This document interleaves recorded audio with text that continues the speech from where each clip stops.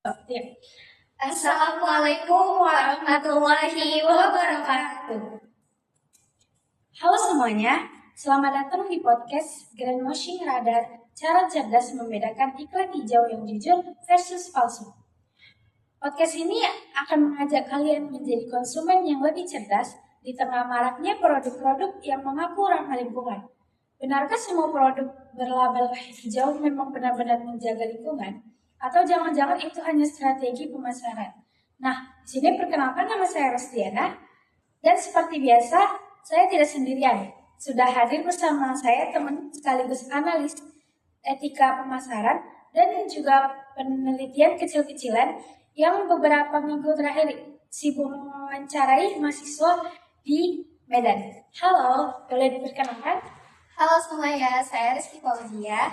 Nah, senang sekali bisa hadir di sini. Hari ini kita akan ngobrol santai, tapi isinya cukup serius karena ternyata menjadi konsumen zaman sekarang itu tidak semudah memilih produk yang paling murah atau paling bagus.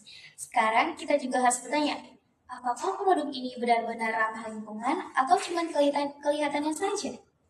Nah, itu dia. Saya pernah masuk ke supermarket. Hampir semua produk sekarang punya warna hijau. Ada gambar daun, ada gambar bumi, ada tulisan seperti kayak ice natural, go green, sustainable, 100% green, and friendly. Pokoknya hijau semua. Kalau lihat supermarket sekarang, rasanya seperti lagi jalan-jalan di kebun raya. Nah, betul sekali Kak. Lucunya lagi, semakin banyak perusahaan memakai warna hijau, semakin banyak juga konsumen yang langsung percaya. Padahal kan warna hijau itu bukan berarti sertifikat. Gambar daun itu bukan berarti bukti. Dan bahkan tulisan eco-friendly itu belum tentu memiliki dasar ilmiahnya. Nah, ini menarik. Jadi sebenarnya kita sedang membahas sesuatu yang disebut greenwashing. Mungkin masih ada yang baru dengar istilah ini. Boleh dijelaskan dulu, apakah itu greenwashing?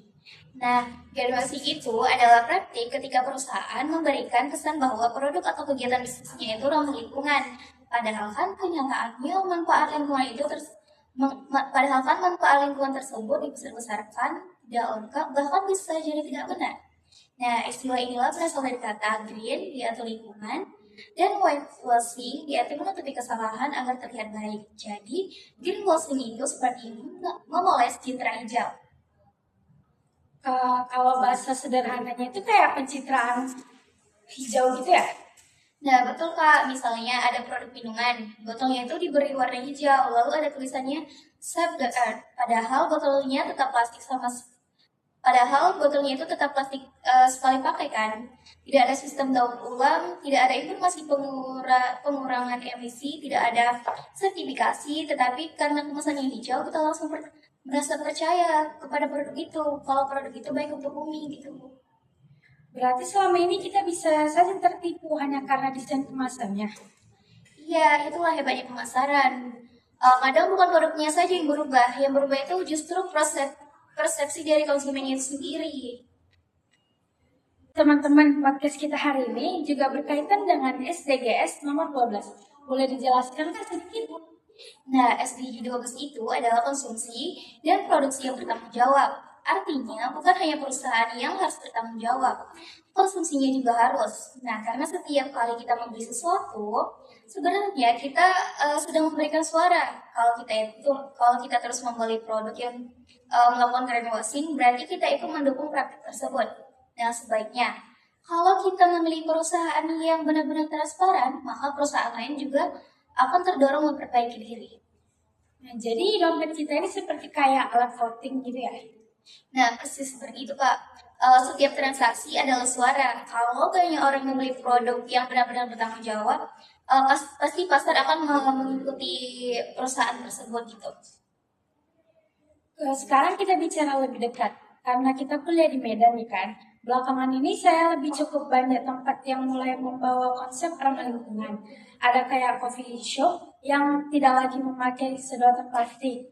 Ada minimarket yang mengurangi kantong plastik. Ada UMKM yang menggunakan kemasan kertas. Menurut kakak ini, apakah ini perkembangan yang baik? Kalau menurut saya sih Kak, uh, Kalau menurut saya iya, karena ini perkembangannya itu sangat positif gitu. Kesadaran masyarakat itu memang meningkat. Banyak orang yang mulai membawa tumbler, membawa tote bag, memilah sampah, mengurangi plastik, dan itu patut diapresiasi.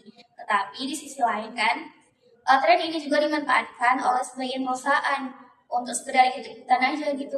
Karena mereka tahu kalau masyarakat sekarang suka produk yang berbau hijau gitu. Jadi kalau ada tren, otomatis ada yang memanfaatkan tren itu. Betul Kak, misalnya sekarang kan organik. Dulu jarang, sekarang hampir semua produk itu mengaku organik gitu loh. Padahal kalau diperiksa belum tentu memiliki sertifikasi kan. Begitu juga dengan istilah natural, eco, green, terus environmental friendly. Semua itu terdengar bagus gitu kan. Tapi kalau tidak disertai bukti kan, itu hanya cuma kata-kata semata aja gitu. Nah, ini mulai masuk ke teori yang kita pelajari nih. Dari materi perilaku konsumen, ada pembahasan mengenai sikap konsumen. Nah, bagaimana sebenarnya sikap seseorang yang bisa terbentuk? Nah, dalam materi kita ini, sikap terdiri dari 3 komponen, Kak. Sering disebut sebagai ABC Model of Attitude gitu kan, yaitu efektif, behavior, dan kognitif. Nah, coba kakak jelaskan satu-satu. Nah, yang pertama itu kan adalah kognitif kan, Kak, yaitu apa yang kita ketahui dari konsumen. Misalnya, saya membaca bahwa sebuah produk menggunakan bahan daur ulang.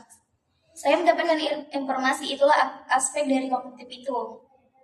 Nah, kalau yang kedua adalah efektif kan, Kak. Itu berkaitan dengan perasaan. Misalnya, ketika melihat iklan yang menampilkan hutan hijau, anak kecil tersenyum, laut bersih, dan hewan-hewan yang lucu, tanpa sadar kita merasa, wah, perusahaan ini baik. Perasaan positif itu kan akan muncul gitu, Pak. Nah, kalau yang selanjutnya, kalau yang behavior itu kan, Kak, yang ketiga behavioral, selalu tahu dan yakin akhirnya kita membeli produknya. Nah, inilah yang disebut perilakunya gitu. Oh, berarti iklan yang bagus sebenarnya sedang mempengaruhi 3 hal sekaligus gitu ya? Nah, benar Kak, makanya perusahaan rela mengeluarkan miliaran rupiah hanya untuk iklan saja gitu. Karena tujuan akhirnya itu bukan sekedar membuat orang tahu, tapi juga mengubah perilaku dari konsumen dalam membeli itu Kak gitu. Saya punya contoh nih, kayak misalnya saya mau beli botol minum. Nah, ada 2 merek. Botol pertama itu polos. Nah, botol yang kedua itu ada tulisannya kayak Save the Ocean. Kedua itu 100% CO. Batu Together we Protect Air. Kalau saya boleh membaca informasi lainnya, kemungkinan besar saya memilih botol yang kedua. Nah, itulah contoh bagaimana komponen afektif itu bekerja. Kalimat sederhana bisa memunculkan emosi positif, padahal kan kualitas produknya mungkin sama gitu. Berarti kita sering membeli cerita, bukan membeli produk gitu ya? Betul sekali Kak. Hari ini perusahaan tidak hanya menjual barang, tapi mereka itu menjual nilai, menjual identitas, dan menjual rasa bangga mereka terhadap produk yang mereka ciptakan gitu. Nah, saya jadi ingat sekarang kalau nongkrong di coffee shop itu kayak banyak orang membawa tumbler kan. Bagus memang sih, tapi kadang saya berpikir juga kayak ini benar-benar peduli lingkungan atau cuman supaya terlihat keren aja gitu. Pertanyaan yang menarik sih Kak. Jawabannya itu bisa dua-duanya. Ada yang memang peduli, ada juga yang karena tren gitu. Dan nantinya di segmen berikutnya kita akan membahas konsep dari symbolic consumption, yaitu ketika seseorang membeli produk bukan hanya karena fungsinya, tetapi juga untuk menunjukkan identitas sosial gitu. Berarti membawa tumbler itu tuh bisa punya makna psikologis gitu ya? Iya Kak, tidak selalu negatif. Yang penting niat baik itu benar-benar diikuti dan diikuti dengan tindakan yang nyata gitu. Jangan hanya untuk foto, untuk Instagram gitu. Habis itu tetap membuang sampah sembarangan. Nah, nah teman-teman di awal podcast kita sudah belajar beberapa hal penting nih. Nah, yang pertama, greenwashing adalah pencitraan ramah lingkungan yang belum tentu sesuai dengan fakta. Nah, yang kedua itu, sebagai konsumen kita punya tanggung jawab untuk mendukung SDGs 12 dengan membeli produk secara bijak. Nah, ketiga, kita juga memahami bahwa sikap konsumen dibentuk oleh pengetahuan, perasaan, dan akhirnya perilaku membeli.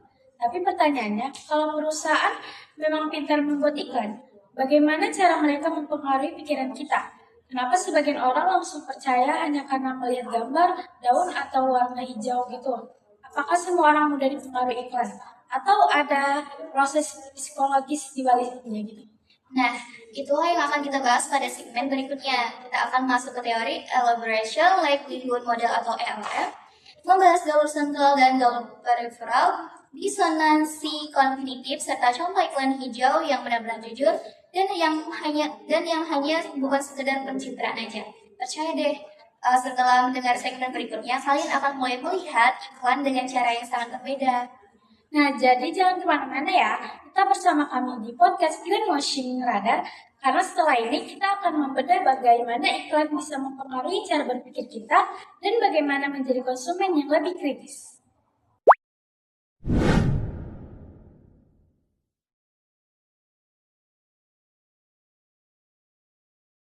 Halo semuanya, selamat datang kembali di podcast Greenwashing Radar.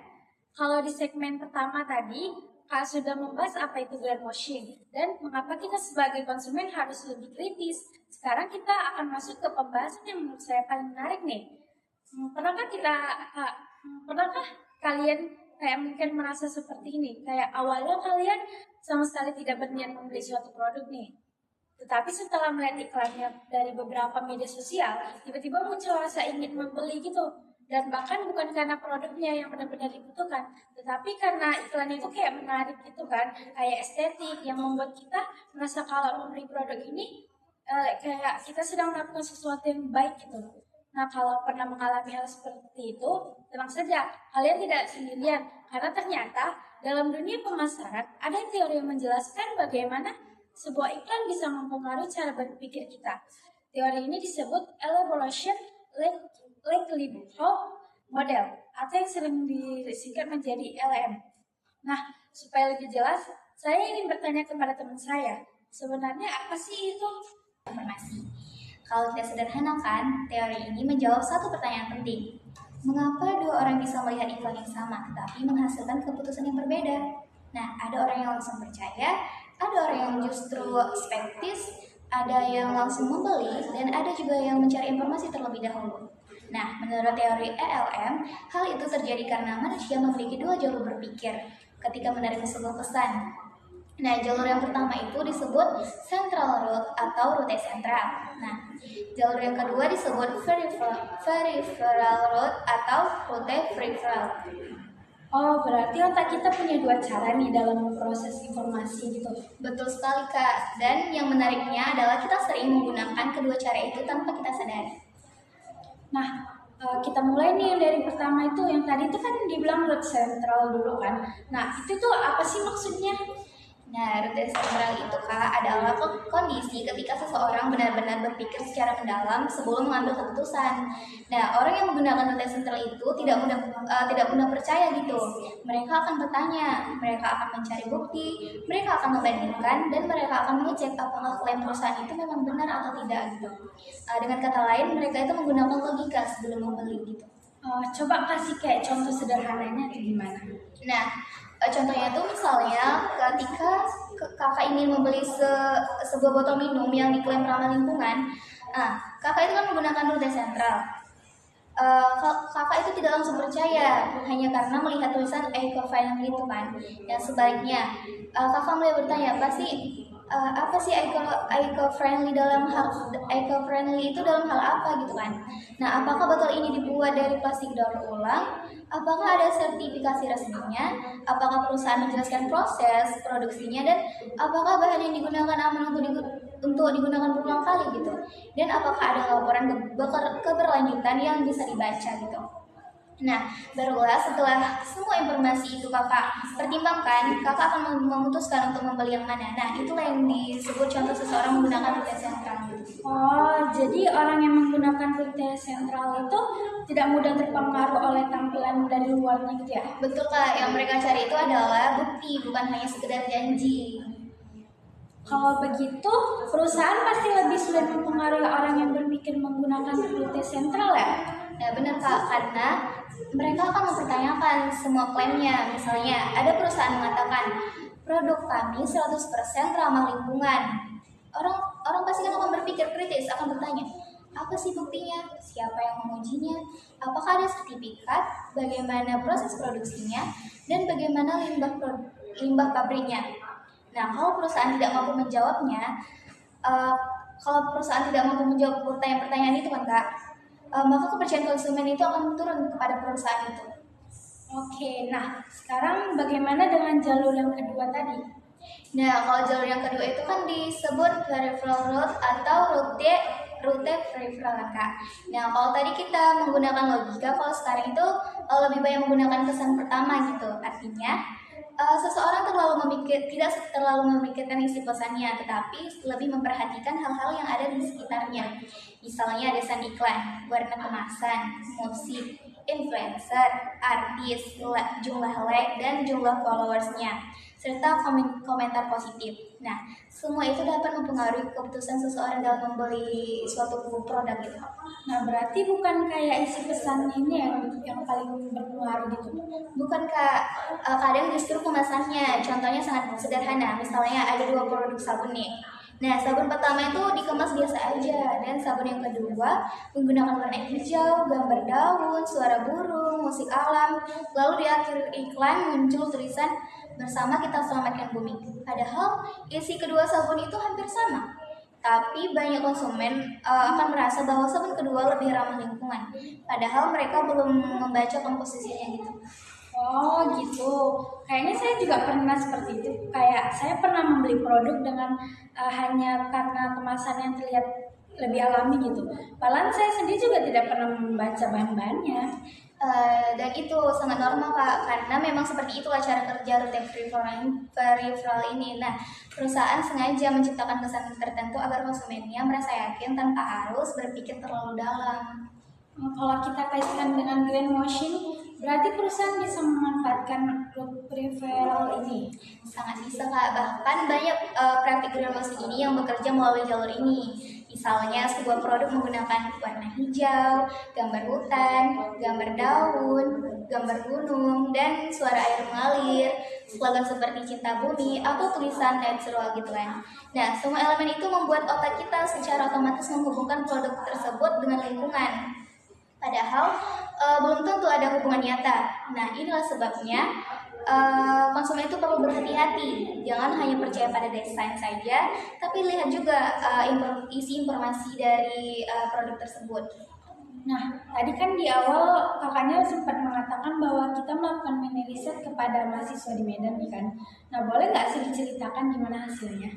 Nah, dalam mini riset yang kami lakukan ini kan Kak, kami memberikan pertanyaan sederhana kepada beberapa mahasiswa. Nah, pertanyaan itu kan, jika ada 2 produk dengan harga yang sama, tetapi salah satunya itu menggunakan tabel eco-friendly, apakah Anda lebih tertarik membeli produk tersebut? Nah, menariknya, sebagian besar responden itu menjawab iya.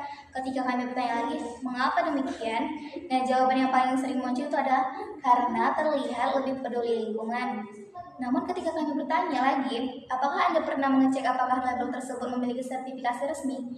Sebagian besar menjawab belum pernah.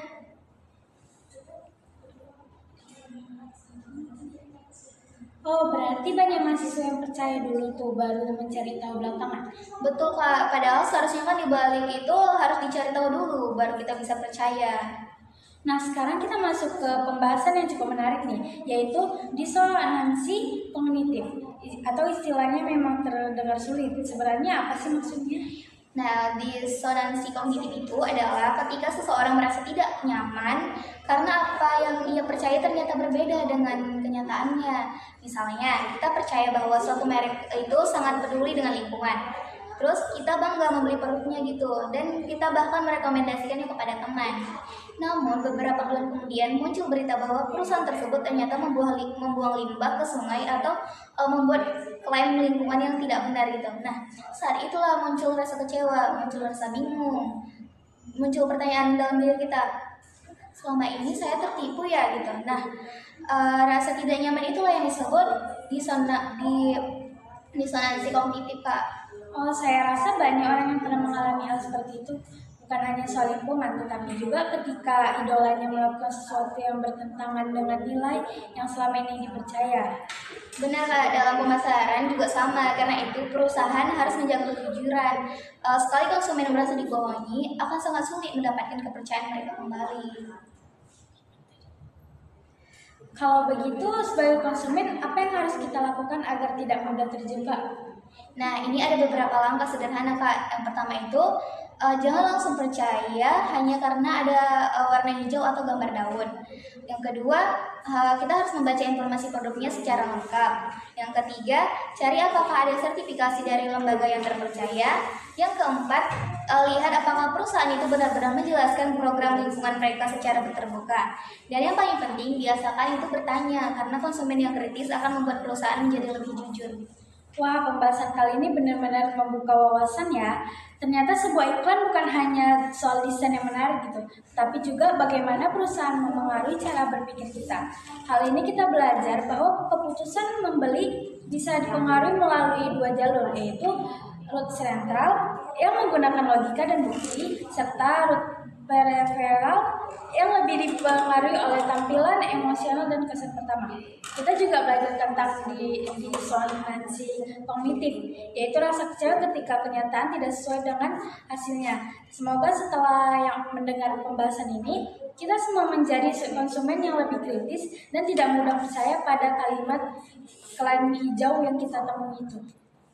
Nah, karena pada akhirnya menjadi konsumen yang cerdas bukan berarti selalu curiga kepada perusahaan, namun menjadi konsumen yang cerdas berarti mau mencari informasi, memeriksa bukti, dan mengambil keputusan berdasarkan fakta, bukan sekedar tampilan saja. Di segmen berikutnya, kita akan masuk ke pembahasan yang lebih seru lagi nih, yaitu etis dan deception lab.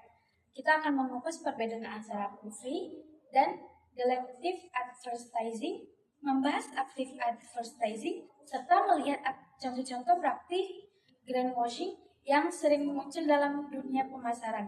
Kita juga akan berdiskusi mengapa etika menjadi kunci agar perusahaan tidak kehilangan kepercayaan konsumennya. Jadi, tetap bersama kami di Greenwashing Radar. Kita akan kembali setelah jeda singkat berikutnya.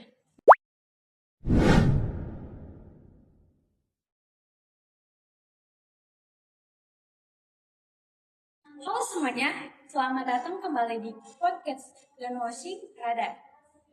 Kalau pada segmen sebelumnya kita sudah membahas bagaimana iklan dapat mempengaruhi cara berpikir konsumen seperti teori Elaboration Likelihood Model atau ELM. Sekarang kita akan masuk ke pembahasan yang menurut saya ini jauh lebih menarik sekaligus lebih menantang gitu. Karena sekarang kita tidak hanya membahas bagaimana perusahaan memujuk konsumen, tapi kita akan membahas batas yang sangat tipis antara mempromosikan produk serta kreatif dengan menyesatkan konsumen. Nah, disinilah etika pemasaran mulai berperan. Saya ingin bertanya kepada teman saya nih, sebenarnya dalam dunia pemasaran, apakah semua iklan yang berlebihan itu otomatis termasuk penipuan gitu? Nah, pertanyaan sangat bagus Kak. Banyak orang yang mengira bahwa semua iklan yang berlebihan itu adalah kebohongan gitu kan. Padahal tidak selalu demikian. Nah, dalam ilmu pemasaran kita mengenal dua istilah yang berbeda. Yang pertama itu adalah favorit, yang kedua adalah deceptive advertising atau iklan yang menyesatkan gitu kan. Nah, sekilas keduanya memang terlihat sangat mirip, sama-sama menggunakan kata-kata yang menarik perhatian konsumen. Tetapi secara etika maupun hukum, keduanya itu memiliki perbedaan yang sangat besar. Nah, saya rasa itu sangat penting sekali. Karena sebagai konsumen, kita sering mendengar iklan seperti produk nomor 1 Indonesia, rasa paling enak, terus pilihan terbaik, kualitas premium. Nah, pertanyaannya tuh kayak, apakah semua klaim seperti itu harus dipercayai gitu? Nah, mari kita mulai dari favorit terlebih dahulu Kak. Nah, favorit itu adalah bentuk promosi yang menggunakan kata-kata berlebihan untuk menarik perhatian konsumen. Namun, kata-kata tersebut bersifat subjektif dan tidak dapat diukur secara objektif. Misalnya, sebuah restoran itu mengatakan, bakso terenak di dunia. Nah, apakah benar itu bakso yang paling enak di dunia gitu kan? Nah, belum tentu. Karena rasa adalah sesuatu yang sangat subjektif. Setiap orang itu memiliki selera yang berbeda-beda kan. Ada yang suka pedas, ada yang suka gurih, ada yang lebih suka kuah bening gitu. Nah, jadi kalimat seperti itu lebih dianggap sebagai gaya promosi daripada yang ilmiah gitu. Jadi kalau saya membuka kayak usaha kopi, kemudian saya menulis kayak kopi Trena di Medan, apa itu termasuk free? Nah, iya, selama kakak tidak menyatakan bahwa klaim tersebut adalah hasil penelitian atau fakta ilmiah, nah karena orang kan masih memahami bahwa itu adalah bentuk promosi gitu. Namun, akan berbeda jika kakak mengatakan 100% kopi paling sehat di dunia, di Indonesia berdasarkan penelitian gitu kan. Nah, padahal penelitian itu sebenarnya tidak pernah ada gitu kan. Nah, disinilah mulai masuk ke wilayah yang disebut deceptive advertising gitu kan. Nah, kalau begitu, apa sebenarnya yang maksud dengan deceptive advertising itu? Nah, deceptive advertising itu adalah iklan yang memberikan informasi yang salah, tidak lengkap, atau menyesatkan sehingga konsumen itu mengambil keputusan berdasarkan informasi yang keliru. Perbedaannya dengan pabrik itu adalah dalam deceptive advertising ini, perusahaan membuat konsumen mempercayai sesuatu yang sebenarnya tidak benar gitu. Misalnya sebuah produk minuman menuliskan 100% bebas bahan kimia. Nah, kalimat ini kan sebenarnya menyesatkan gitu, karena secara ilmu pengetahuan, hampir semua benda tersusun dari zat kimia, termasuk air yang kita minum juga kan. Nah, contoh lain adalah produk yang menuliskan terbukti mampu mengurangi populasi. Padahal perusahaan tidak pernah melakukan penelitian atau pengujian yang membuktikan klaim tersebut. Kalau konsumen percaya dan membeli ke produk itu karena klaim tersebut, maka perusahaan telah memberikan informasi yang menyesatkan. Berarti inti masalahnya bukan pada kata-kata yang menarik, tapi apakah perusahaan memiliki bukti untuk mendukung kliennya. Betul sekali Kak. Nah, dalam etika pemasaran, setiap klaim yang dapat mempengaruhi keputusan konsumen itu harus memiliki dasar yang jelas. Karena ketika perusahaan memberikan informasi yang salah, konsumen itu akan kehilangan haknya untuk mengambil keputusan secara sadar gitu.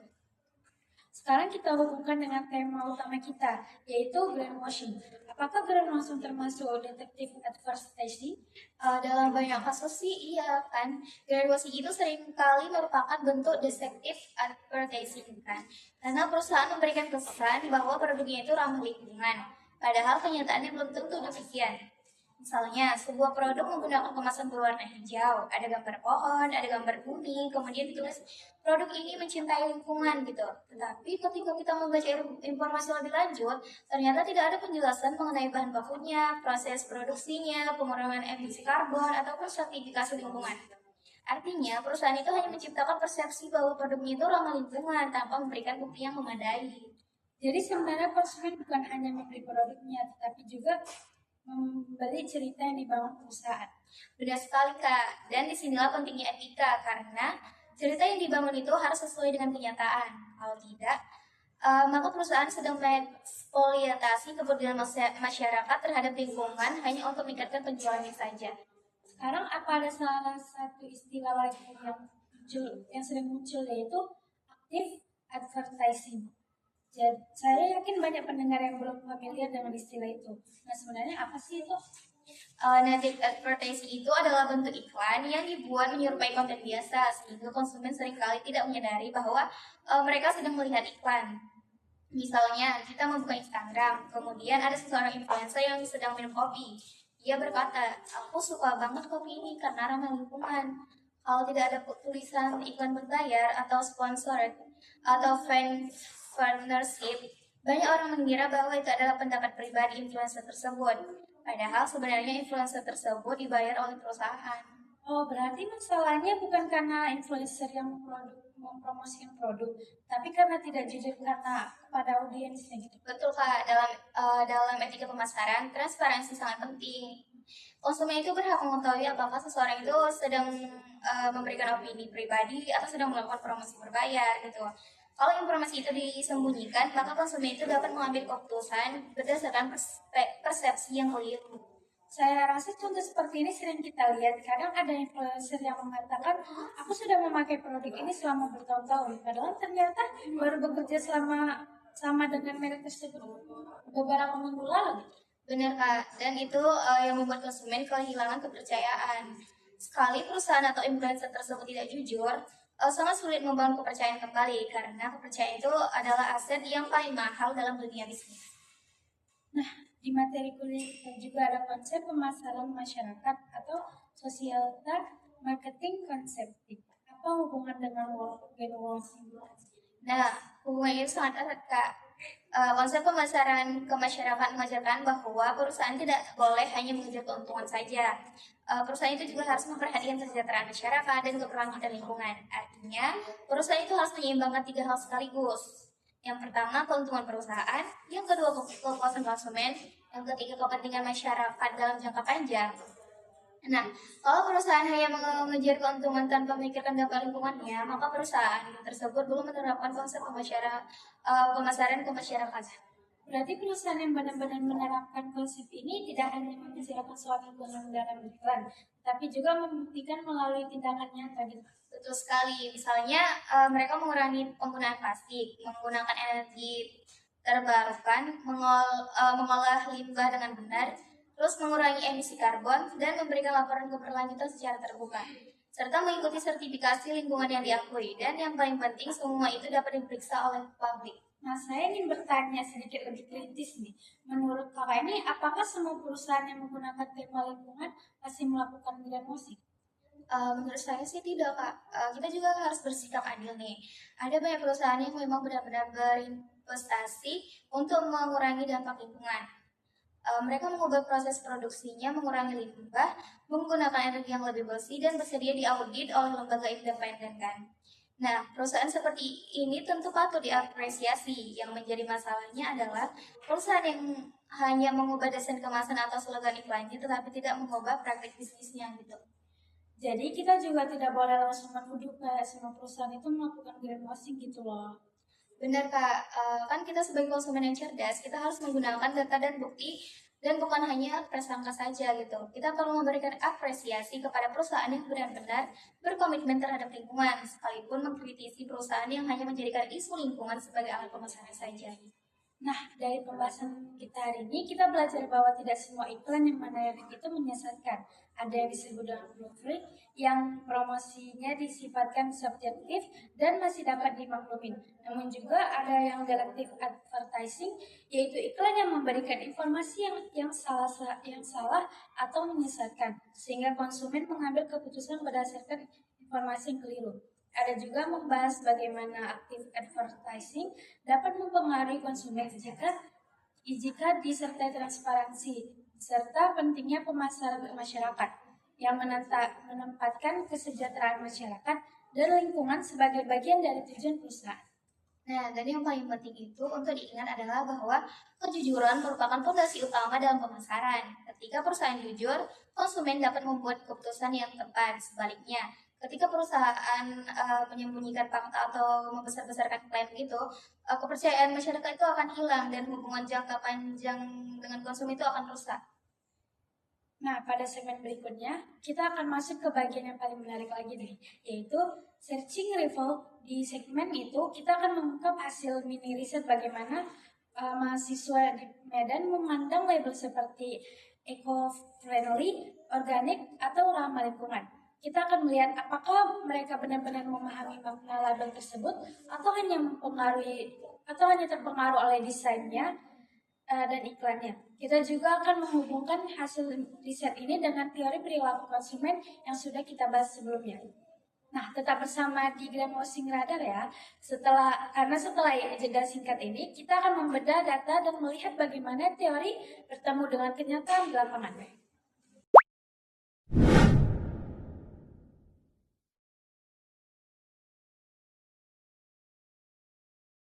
Selamat datang di podcast Greenwashing Radar. Nah, teman-teman, kalau kita banyak membahas teori tentang greenwashing, etika pemasaran, dan bagaimana iklan dapat mempengaruhi keputusan konsumen, sekarang kita masuk ke bagian yang paling menarik. Kenapa menarik? Karena sekarang kita tidak lagi berbicara berdasarkan dugaan atau opini pribadi.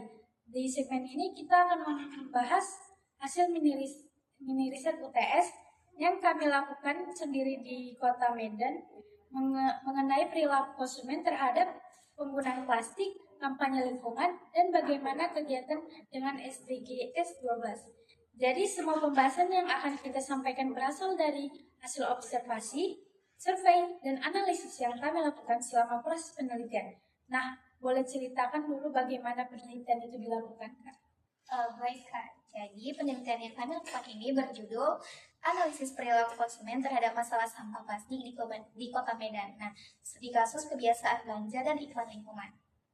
Nah, tujuan utama penelitian ini adalah untuk melihat apakah masyarakat, khususnya mahasiswa di Kota Medan, benar-benar sudah menerapkan perilaku konsumsi yang bertanggung jawab sesuai dengan SDG 12, atau justru masih terjebak pada kebiasaan lama yang masih kurang ramah lingkungan. Nah, kami menggunakan dua pendekatan, yaitu yang pertama adalah observasi langsung di retail modern seperti minimarket, dan yang kedua adalah penyebaran kuesioner menggunakan skala Likert pada responden mahasiswa di Kota Medan. Dengan cara itu, kami tidak hanya mengetahui apa yang mereka katakan saja, tapi juga mencoba memahami perilaku mereka juga.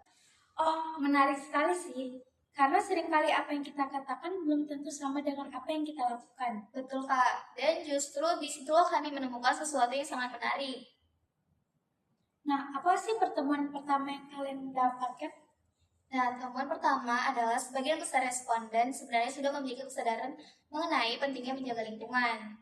Hal ini terlihat dari jawaban kuesioner yang didominasi oleh pilihan setuju dan sangat setuju terhadap pernyataan-pernyataan yang berkaitan dengan pengurangan penggunaan plastik, kepedulian terhadap lingkungan, dan pentingnya perilaku konsumsi yang bertanggung jawab. Artinya, secara pengetahuan atau komponen kognitif, mayoritas responden sudah memahami bahwa sampah plastik itu merupakan masalah lingkungan yang cukup serius. Mereka mengetahui bahwa plastik itu sulit terurai, dan mereka juga mengetahui bahwa sampah plastik itu dapat mencemari sungai, dan bahkan mereka juga memahami bahwa sampah plastik itu menjadi salah satu penyebab banjir karena menyumbat saluran air. Nah, temuan ini juga sejalan dengan analisis dalam laporan kami bahwa mahasiswa sebagai generasi muda umumnya telah memiliki kesadaran mengenai dampak negatif penggunaan plastik terhadap lingkungan. Nah, berarti dari sisi pengetahuan sebenarnya sudah cukup baik ya.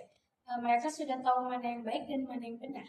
Betul sekali, Kak. Nah, kalau kita hubungkan dengan ABC Model of Attitude kan, yang sudah kita bahas di segmen pertama tadi, maka komponen kognitif atau pengetahuan itu sudah terbentuk. Artinya mereka sudah mengetahui bahwa penggunaan plastik secara berlebihan itu bukanlah perilaku yang baik.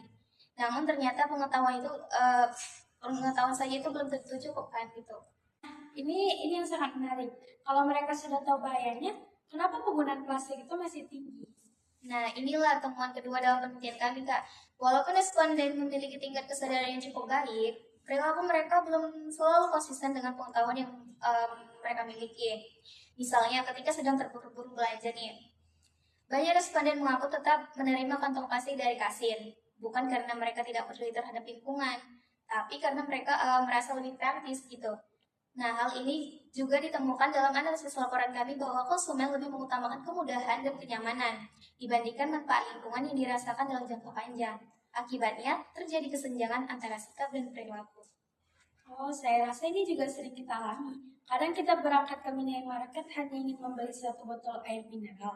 Nah, awalnya tidak ingin menggunakan plastik, tetapi ketika kasirnya bertanya, mau pakai kantong plastik, Kak?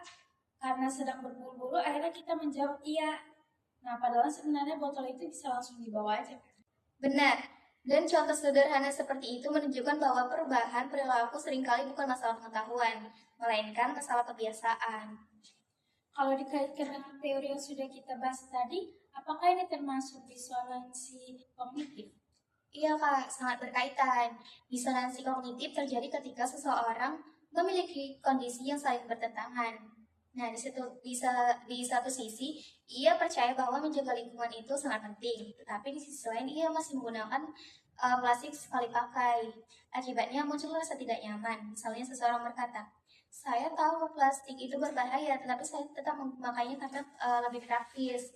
Nah, kalimat itu menunjukkan adanya konflik antara nilai yang diyakini dengan perilaku yang dilakukan. Dan itulah yang banyak kami temukan selama penelitian. Oh, jadi sebenarnya masalahnya bukan karena masyarakat tidak peduli, tetapi karena kebiasaan lama yang masih kuat dibanding niat untuk kita berubah. Betul sekali, Kak. Dan perubahan kebiasaan itu memang membutuhkan waktu gitu. Kemudian bagaimana kalau dikaitkan dengan elaboration livelihood model gitu? Dalam laporan kami ini, kami juga menganalisis efektivitas kampanye lingkungan menggunakan teori LLM kan Kak. Nah, hasilnya menunjukkan bahwa penyampaian data dan fakta itu memang sangat penting. Namun kenyataannya tidak semua orang mau membaca informasi yang panjang. Sebaliknya, kampanye yang menggunakan visual menarik, video pendek, atau pesan emosional lebih cepat menarik perhatian masyarakat. Akan tetapi, perubahan yang dihasilkan seringkali hanya bersifat sementara. Karena itu, strategi yang paling efektif adalah menggabungkan rute sentral dan rute periferal secara bersamaan. Jadi kalau hanya mengandalkan slogan seperti sayang bumi, belum tentu perilaku masyarakat berubah. Betul Kak, karena slogan itu bisa membuat orang tergerak sesaat saja. Tapi untuk mengubah perilakunya dalam jangka panjang, masyarakat juga harus membutuhkan data, edukasi, dan alasan yang logis gitu. Nah, di laporan kalian juga ada pembahasan tentang free apple dan humorous apple. Boleh dijelaskan? Nah, tentu. Kami menemukan bahwa kedua pendekatan ini memiliki kelebihan masing-masing. Fair Apple itu adalah pendekatan yang menggunakan rasa takut, misalnya menampilkan banjir akibat sampah plastik atau pencemaran sungai. Nah, pendekatan ini efektif meningkatkan kesadaran karena masyarakat melihat langsung dampak buruk dari perilaku mereka sendiri. Sedangkan yang humorous Apple itu menggunakan humor atau konten yang ringan dan lucu untuk menyampaikan pesan lingkungan. Nah, jadi pendekatan ini lebih mudah diterima oleh generasi muda, terutama di media sosial gitu. Namun, kesimpulannya penelitian kami ini menunjukkan bahwa strategi yang paling efektif adalah menggabungkan keduanya. Dengan begitu, masyarakat tidak hanya sadar akan masalahnya, tapi juga tetap tertarik untuk mengikuti kampanye tersebut. Oh, artinya kita harus selalu artinya kita tidak selalu menakut-nakuti masyarakat. Kadang pesan yang ringan juga bisa lebih mudah diterima gitu. Betul Kak, yang penting pesannya sampai dan mendorong perubahan perilaku dari mereka sendiri. Nah, saya ingin menghubungkan hasil penelitian ini dengan tema podcast kita nih. Kalau masyarakat semakin peduli terhadap lingkungan, apakah itu juga membuat mereka lebih mudah menjadi sasaran greenwashing? Menurut saya sih iya Kak. Justru ketika kesadaran masyarakat itu meningkat, perusahaan melihat bahwa isu lingkungan menjadi sesuatu yang bernilai dalam pemasaran. Nah, akibatnya ada perusahaan yang benar-benar melakukan perubahan, tetapi ada juga yang hanya memanfaatkan isu lingkungan sebagai strategi promosi saja. Nah, dalam laporan kami juga dijelaskan bahwa praktik greenwashing ini dapat mengurangi kepercayaan masyarakat apabila pesan keberlanjutan tidak didukung oleh tindakan nyata. Oleh karena itu, setiap klaim ramah lingkungan harus disertai bukti yang transparan dan dapat dipertanggungjawabkan. Nah, jadi semakin peduli masyarakat terhadap lingkungan, semakin penting juga bagi kita untuk menjadi konsumen yang kritis. Betul sekali Kak, karena kepedulian tanpa pengetahuan dapat dimanfaatkan oleh perusahaan yang tidak bertanggung jawab. Nah, dari hasil mini riset yang kami lakukan, ada satu pelajaran yang penting yang kita bisa ambil. Mayoritas mahasiswa seperti sudah memiliki kesadaran yang baik terhadap pentingnya menjaga lingkungan, namun kesadaran tersebut belum selalu berubah menjadi tindakan nyata, karena masih dipengaruhi oleh kebiasaan, kenyamanan, dan faktor situasional. Nah, hal ini menunjukkan bahwa perubahan perilaku tidak cukup hanya melalui edukasi, tetapi juga memerlukan lingkungan yang mendukung, kampanye yang efektif, serta komitmen dari perusahaan untuk menyampaikan informasi yang jujur dan tidak melakukan greenwashing. Dan sebagai konsumen, kita juga memiliki tanggung jawab untuk tidak hanya percaya pada slogan atau kemasan hijau. Kita perlu memeriksa bukti, memahami informasi yang diberikan, dan mengambil keputusan berdasarkan fakta. Dengan begitu, kita bukan hanya menjadi pembeli, tetapi juga menjadi bagian dari solusi dalam mewujudkan SDG 12, yaitu konsumsi dan produksi yang bertanggung jawab. Nah, di segmen terakhir nanti, kita akan membahas tentang strategi adverse dan victor future.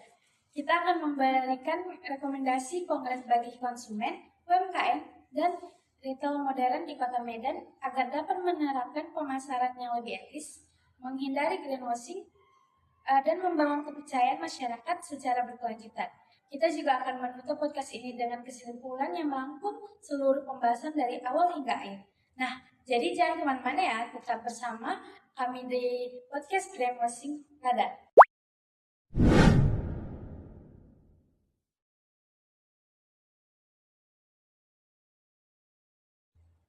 Halo teman-teman, tidak terasa kita sudah sampai di segmen terakhir dari podcast Greenwashing Radar. Kalau dari awal kita sudah membahas mulai dari pengertian greenwashing, bagaimana iklan mempengaruhi perilaku konsumen, etika dalam pemasaran, sampai hasil mini riset yang kami lakukan di Kota Medan. Maka sekarang saatnya kita menjawab satu pertanyaan penting. Lalu apa yang harus kita lakukan setelah mengetahui semua fakta ini? Karena percuma juga kalau kita hanya memahami teorinya, tetapi tidak ada tindakan nyata yang kita lakukan. Nah, saya ingin meminta pendapat dari teman saya nih. Kalau kita berbicara mengenai masa depan, menurut kakak ini apa langkah pertama yang harus dilakukan agar praktek greenwashing semakin berkurang? Nah, kalau menurut saya sih Kak, langkah pertama yang harus dimulai dari perusahaan itu sendiri, termasuk UMKM. Nah, saat ini banyak pelaku usaha mulai menggunakan label seperti eco-friendly kan. Nah, dan green product juga atau ramah lingkungan karena melihat bahwa konsumen semakin peduli terhadap isu lingkungan gitu. Sebenarnya itu bukan sesuatu yang salah. Yang salah adalah ketika perusahaan menggunakan label tersebut hanya sebagai strategi pemasaran tanpa melakukan perubahan nyata pada proses bisnisnya. Kalau ingin membangun kepercayaan kepada konsumen, perusahaan itu harus berani menunjukkan buktinya gitu. Misalnya, jika mengklaim kemasan dapat didaur ulang, maka dijelaskan bahan kemasannya itu seperti apa. Nah, kalau mengatakan proses produksinya ramah lingkungan, jelaskan juga bagaimana limbahnya itu dikelola. Dan kalau menggunakan bahan organik, tampilkan sertifikasi yang dapat diverifikasi. Gitu. Dengan begitu, konsumen tidak hanya mendengar janji, tapi juga melihat bukti nyatanya. Oh, berarti zaman sekarang bukannya lagi kayak percaya pada iklan, tetapi percaya karena ada buktinya. Betul sekali Kak. Bahkan menurut saya nih, perusahaan yang jujur justru akan memiliki hubungan jangka panjang dengan konsumennya. Mungkin pada awalnya mereka tidak mendapatkan keuntungan sebesar perusahaan yang menggunakan klaim berlebihan kan. Tetapi dalam jangka yang panjang, kejujuran akan menciptakan loyalitas pelanggan. Karena konsumen akan merasa dihargai gitu. Nah, hal ini juga sesuai dengan hasil penelitian kita ya. Karena dalam survei terlihat bahwa mahasiswa sebenarnya sudah cukup peduli terhadap lingkungan. Namun mereka juga mulai kritis terhadap klaim-klaim yang diberikan perusahaan. Artinya perusahaan tidak lagi hanya mengandalkan kemasan hijau atau slogan yang menarik. Mereka harus benar-benar menunjukkan komitmen terhadap lingkungan. Betul Kak, dalam laporan penelitian kami, juga dijelaskan bahwa perusahaan perlu memastikan setiap kampanye yang berkelanjutan itu didukung oleh tindakan nyata agar tidak kehilangan kepercayaan masyarakat. Nah, greenwashing ini justru akan menurunkan kredibilitas perusahaan dalam jangka panjang. Kalau dari sisi pemerintahan atau riset modern, apa yang bisa kita lakukan gitu? Nah, menurut saya ada beberapa langkah nih Kak yang perlu dilakukan. Yang pertama itu adalah memperbanyak edukasi kepada masyarakat. Karena kan perubahan perilaku itu tidak cukup hanya melalui aturan saja. Karena masyarakat juga perlu memahami mengapa perubahan itu penting. Nah, kemudian pemerintah dapat bekerja sama dengan sekolah, kampus, dan komunitas lingkungan untuk mengadakan kampanye yang lebih menarik. Dan tidak hanya berupa seminar saja, tetapi juga lomba, aksi bersih lingkungan, atau kegiatan sosial yang melibatkan masyarakat secara langsung. Kalau dari sisi retail modernnya gimana? Kalau retail modern ini juga memiliki peran yang sangat besar, Kak. Misalnya menyediakan drop box kan untuk botol plastik, memberikan potongan harga bagi pelanggan yang membawa tas belanja sendiri, dan mengurangi penggunaan plastik sekali pakai. Dan yang paling penting, menyediakan informasi yang jelas mengenai produk-produk ramah lingkungan. Nah, dalam laporan kami juga disarankan agar retail modern menyediakan infrastruktur hijau, seperti fasilitas pengumpulan sampah plastik dan sistem penghargaan bagi konsumen yang membawa tas belanja sendiri. Nah, langkah ini akan membantu mengubah perilaku konsumen itu secara lebih konsisten. Oh, kalau dipikir-pikir perubahan perilaku yang memang akan lebih mudah terjadi kalau lingkungan juga mendukung gitu.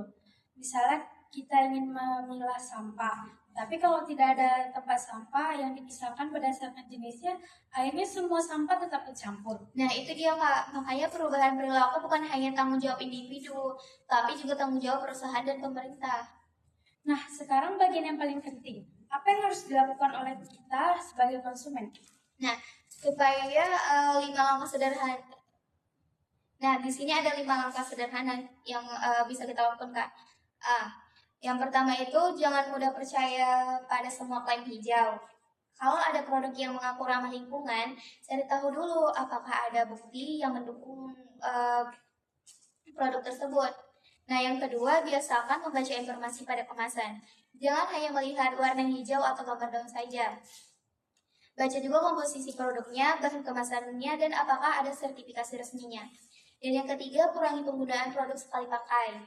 Misalnya membawa tumbler sendiri, membawa tas belanja sendiri, atau menggunakan wadah makan yang dapat dipakai berulang kali. Dan yang keempat, dukung perusahaan yang benar-benar peduli terhadap lingkungan. Nah, dengan membeli produk mereka, kita itu mendorong perusahaan lain untuk melakukan hal yang sama juga. Dan yang kelima ini, sebarkan informasi yang benar. Kalau menemukan praktik greenwashing, jangan langsung menyebarkan kebencian, tetapi ajak orang lain untuk berdiskusi berdasarkan faktanya. Oh, saya suka poin terakhir nih, karena media sosial sekarang sangat cepat menyebarkan informasi. Kalau kita menyebarkan informasi yang benar, dampaknya juga bisa sangat besar. Nah, sekarang saya ingin sedikit melihat ke masa depan. Menurut kakak ini bagaimana kondisi pemasaran 5-10 tahun ke depan? Apakah greenwashing akan semakin banyak atau justru semakin berkurang? Menurut saya sih, tantangan greenwashing ini masih akan tetap ada. Namun konsumen juga akan semakin cerdas. Generasi sekarang kan sangat mudah mencari informasi. Kalau dulu orang hanya melihat iklan di televisi. Sekarang kan masyarakat bisa langsung mencari ulasan, membaca laporan perusahaan, bahkan berdiskusi di media sosial. Nah, artinya perusahaan itu tidak hanya lagi mengandalkan slogan saja. Mereka harus benar-benar menunjukkan tindakan nyatanya. Dan perusahaan yang transparan akan lebih dipercaya oleh masyarakat. Sedangkan perusahaan yang terus melakukan greenwashing, perlahan akan kehilangan reputasinya sendiri. Oh, berarti di masa depan kejujuran bukan hanya menjadi nilai moral, tapi juga menjadi strategi bisnis. Betul, Kak. Karena kepercayaan adalah aset yang tidak bisa dibeli dengan iklan. Kepercayaan itu hanya bisa dibangun melalui tindakan yang konsisten. Nah, kalau kita hubungkan dengan SDGs 12, menurut kakak ini apa pesan yang paling penting? Menurut saya sih, SDG 12 ini mengajarkan bahwa menjaga lingkungan itu bukan hanya tugas pemerintah saja, bukan hanya tugas perusahaan, tapi juga tugas setiap konsumen. Setiap kali kita membeli produk, setiap kali kita menolak kantong plastik, setiap kali kita membawa tumbler, dan setiap kali kita memilih perusahaan yang bertanggung jawab, saat itulah kita sedang berkontribusi terhadap masa depan lingkungan. Perubahan besar selalu dimulai dari keputusan-keputusan kecil yang dilakukan secara konsisten. Nah, teman-teman, tidak terasa kita sudah berada di penghujung podcast Greenwashing Radar, cara cerdas membedakan iklan hijau yang jujur versus palsu. Hari ini kita telah belajar banyak hal nih. Kita memahami bahwa greenwashing adalah praktek ketika perusahaan membangun citra ramah lingkungan tanpa didukung oleh tindakan nyata. Kita belajar juga bagaimana model of attitude menjelaskan bahwa keputusan membeli dipengaruhi oleh pengetahuan, perasaan, dan perilaku. Nah, kita juga mempelajari tentang elaboration livelihood model yang menjelaskan bagaimana iklan dapat mempengaruhi konsumen melalui rute sentral dan rute periferal. Kemudian kita membahas disonansi kognitif, yaitu kondisi ketika keyakinan seseorang tidak sejalan dalam perilakunya. Selanjutnya kita mengulas proofreading, assertive advertising, native advertising, dan pentingnya etika pemasaran agar perusahaan tetap jujur pada konsumen. Melalui hasil riset yang kami lakukan di Kota Medan, kita menemukan bahwa mahasiswa sebenarnya memiliki kepedulian terhadap lingkungan. Namun, kebiasaan, kenyamanan, dan kurangnya dukungan fasilitas masih menjadi tantangan dalam menerapkan perilaku konsumen yang bertanggung jawab. Akhirnya kita menyadari bahwa mewujudkan SDGs 12 tidak cukup hanya dengan kampanye atau slogan. Dibutuhkan kolaborasi antara konsumen, perusahaan, pemerintah, dan masyarakat agar perubahan benar-benar terjadi. Nah, kalau saya boleh menyampaikan satu pesan terakhir nih, jadilah konsumen yang kritis, tetap adil, dan jangan langsung percaya hanya karena kemasannya berwarna hijau. Namun, jangan juga langsung menuduh semua perusahaan itu melakukan greenwashing. Periksa faktanya, cari buktinya, lihat komitmennya. Karena keputusan kecil yang kita ambil hari ini akan menentukan seperti apa lingkungan yang akan kita wariskan kepada generasi berikutnya. Oke, terima kasih banyak kepada teman-teman yang sudah berbagi pengetahuan dan hasil penelitian podcast ini. Dan terima kasih juga kepada seluruh pendengar yang telah mengikuti podcast ini dari awal sampai akhir. Semoga pembahasan hari ini dapat menambah wawasan kita semua dan mendorong kita menjadi konsumen yang lebih cerdas, lebih kritis, dan lebih bertanggung jawab. Nah, saya Rostiana. Dan saya Rizky Fauzia. Sampai jumpa di podcast berikutnya. Ingat, jangan hanya membeli karena iklan, tetapi belilah karena informasi yang benar. Mari bersama-sama menjadi bagian dari solusi untuk mewujudkan konsumsi dan produksi yang bertanggung jawab sesuai dengan SDG 12. Nah, kami akhirin podcast hari ini. Assalamualaikum warahmatullahi wabarakatuh. Dadah!